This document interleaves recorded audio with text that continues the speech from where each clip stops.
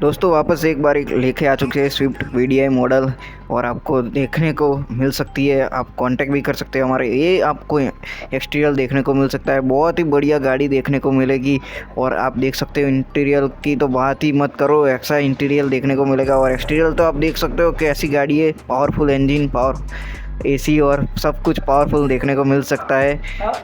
राजकोट की गाड़ी रहने वाली है। और ये गाड़ी का पीछे और देख सकते हो चारों टायर नए देखने को मिल सकते हैं। देख लो गाड़ी के टायर वगैरह सब कुछ नई कंडीशन में देखने को मिला है। और इंटीरियर भी देख सकते हो, इंटीरियर भी चकाचक देखने को मिलेगा, ये देख लो। और अंदर की बात करें तो इंटीरियर तो आपको पावरफुल देखने को मिल सकता है। और इसके अंदर लाइटिंग भी की गई है, तो मॉडिफिकेशन भी की गई है, देख सकते हो साइड डोर की साइड। और ये नीचे कांटेक्ट कर सकते हो, इंस्टाग्राम पे भी फॉलो कर सकते हो बालाजी ऑटो कंसर्ट।